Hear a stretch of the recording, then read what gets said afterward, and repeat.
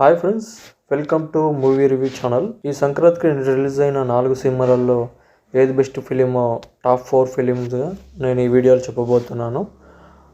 యాస్టీస్గా మీకు టాప్ 4 నుంచి వచ్చి టాప్ 1కి చెప్తాను.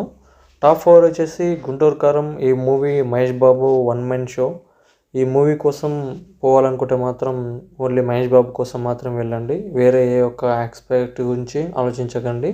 మహేష్ బాబు గారి కోసం అయితే ఖచ్చితంగా వెళ్ళొచ్చు. ఆయన ఎనర్జీ మాత్రం నెక్స్ట్ లెవెల్లో ఉంటుంది. మూవీ మాత్రం అంతేముండదు.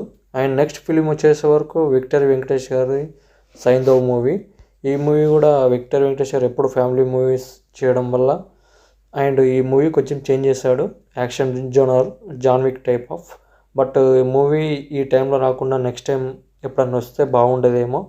ఈ సంక్రాంతి సీజన్లో అందరు ఫ్యామిలీ ఆడియన్స్ ఎక్కువ చూసే మూవీస్ ప్రిఫరెన్స్ చేస్తారు కాబట్టి ఇది యాక్షన్ ఫిలిం కరెక్ట్ టైంకి రాలేదని నా ఒపీనియన్. బట్ మూవీ మాత్రం విక్టర్ వెంకటేష్ గారు అయితే మంచిగా చేశారు. ఆయన యాక్షన్ ఫిలిమ్స్లో చూసి చాలా రోజు అవుతుంది కాబట్టి యాక్షన్ ఫిలిమ్స్ ఎక్కువ ఇష్టపడేటోళ్ళు మాత్రం ఈ మూవీ చూడవచ్చు. ఏం పర్లేదు, ఓకే బాగానే ఉంటుంది మూవీ. కొన్ని సీన్స్ కూడా బాగానే ఉన్నాయి. మూవీ ఓకే పర్లేదు అనిపిస్తుంది. అండ్ టాప్ 2 విషయానికి వస్తే నా సామిరంగా కింగ్ నాగార్జున, అల్లా నరేష్ గారు, రాజ్ తరుణ్ గారు ముగ్గురు నటించారు ఈ మూవీలో. ఎస్పెషల్లీ ఈ మూవీ మంచి full length family and emotional and drama స్టోరీతో జరుగుతున్న మూవీ. ఈ సంక్రాంతి చుట్టూ తిరుగుతుంది స్టోరీ. సినిమా కూడా చాలా బాగుంది. Okay above average. నాగార్జున గారి మూవీస్లలో ఇంతకుముందుకు వచ్చిన సైఫై యాక్షన్ మూవీస్లలో కన్నా ఇవి కొంచెం డిఫరెంట్గా ట్రై చేశాడు ఆయన. కొంచెం బాగుంది. కాకపోతే మరీ బంగారాజు అండ్ సోగ్గాడి చిన్న నాయన లాంటి మూవీస్ ఆ రేంజ్ లేదు. బట్ సార్ ట్రై చేయొచ్చు, చూడొచ్చు మూవీ, ఏం పర్లేదు. నా లిస్ట్లో టాప్ 1 వచ్చేసి హనుమాన్ మూవీ.